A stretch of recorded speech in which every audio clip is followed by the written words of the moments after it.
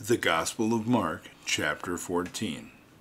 Today we're diving into one of the most powerful chapters of the New Testament, the Gospel of Mark, chapter 14. This chapter takes us through the pivotal moments leading up to the crucifixion of Jesus, offering rich lessons about faith, devotion, humility, and the ultimate act of surrender to God's will.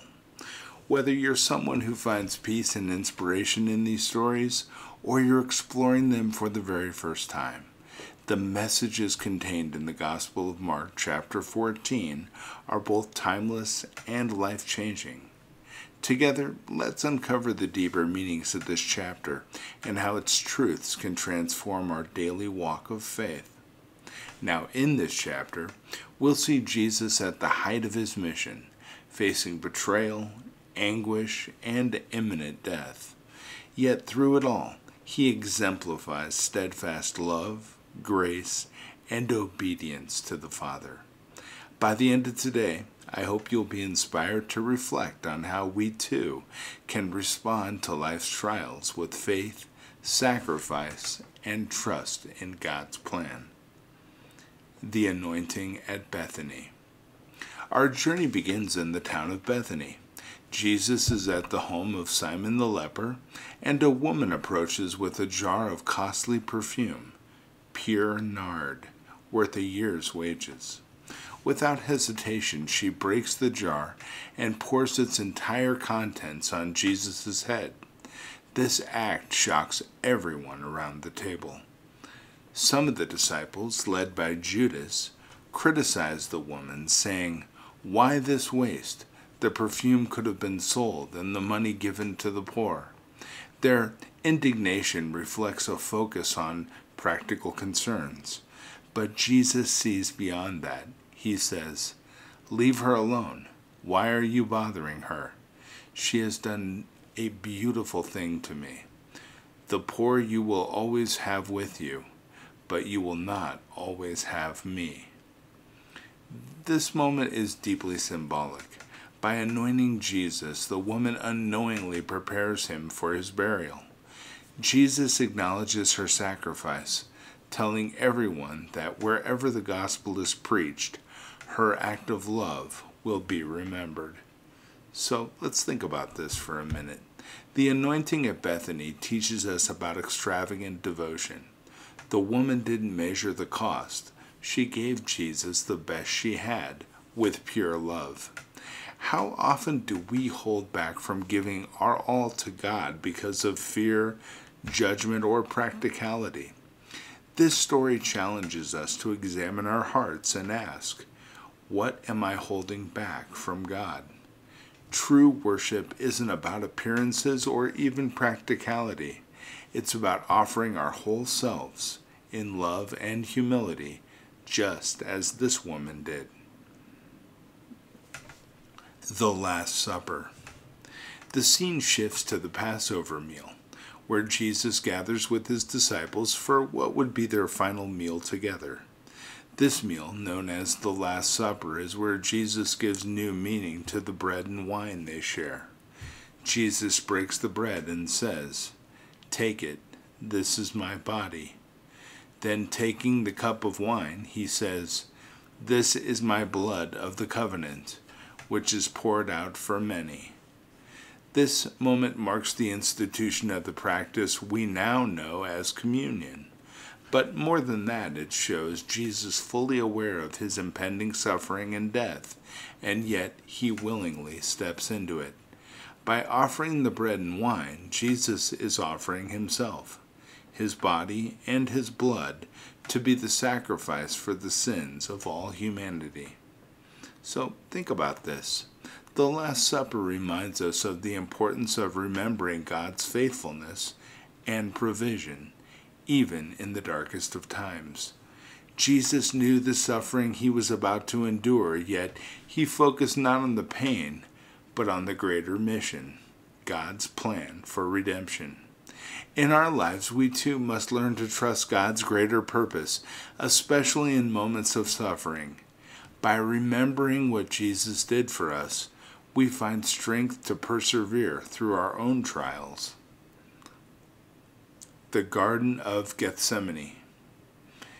After the meal, Jesus and his disciples go to the Garden of Gethsemane, where Jesus faces one of the most agonizing moments of his earthly life.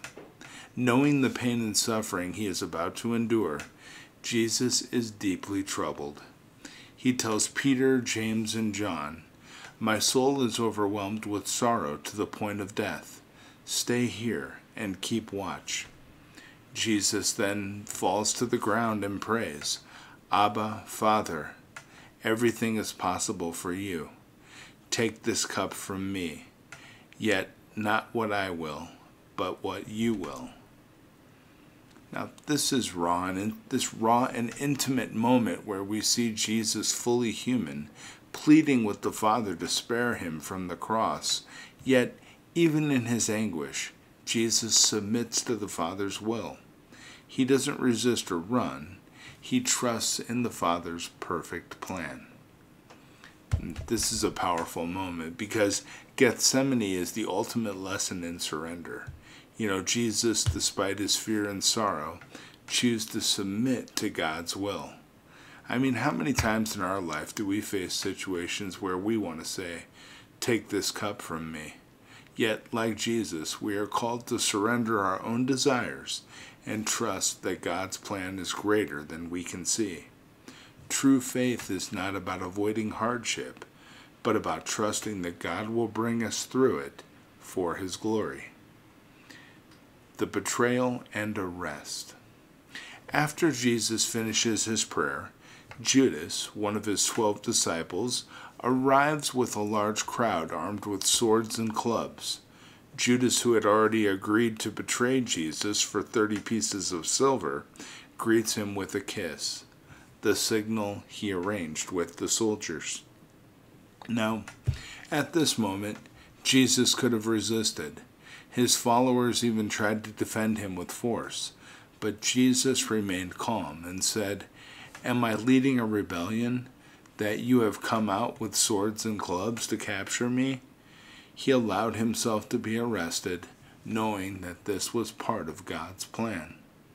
And even in betrayal, Jesus shows grace and composure. He didn't fight back or seek revenge. Instead, he allowed the will of God to unfold, trusting in the greater purpose beyond his immediate suffering. As I think a little further about this, the betrayal of Jesus teaches us about forgiveness and composure in the face of injustice. Judas, one of Jesus' closest friends, betrayed him for money. Yet, Jesus didn't retaliate. In our own lives, we will encounter betrayal, hurt, and injustice. And how we respond in those moments defines our character. Jesus shows us the power of responding with grace, forgiveness, and trust in God's justice. Now, as we reflect back on the Gospel of Mark chapter 14, we see a clear picture of Jesus' heart, his willingness to give everything for us, his faith in God's plan, and his ultimate surrender to the Father's will. Now, we also see powerful lessons in the people around him. The woman who gave extravagantly, the disciples who struggled to understand, and Judas, whose betrayal led to the fulfillment of God's purpose. So, what does this mean for us today? I believe it means that in our lives we are called to live with the same spirit of love, faith, and surrender. When we pour out our best for God, like the woman with the perfume, we honor him. When we face trials and hardships, we can draw strength from remembering Jesus' sacrifice. And when we are overwhelmed with sorrow or fear, we can follow Jesus' example in Gethsemane, submitting to God's will and trusting that he has a plan for our good. Now, let's leave here today with a renewed sense of purpose, committing to living out these lessons. Let's love extravagantly, remember God's faithfulness, surrender to his will, and extend grace even in the face of betrayal. And most importantly, let us trust that no matter what we face, God is with us, guiding us through it all for His glory and our good. Now, may these truths from the Gospel of Mark chapter 14 resonate with you throughout the week and beyond, inspiring you to live with faith, courage, and a heart surrendered to God's perfect will. Thank you. Tomorrow we'll discuss the Gospel of Mark chapter 15. Sorry about that. We'll talk about chapter 15 tomorrow, my friends. Have a beautiful day. Thanks.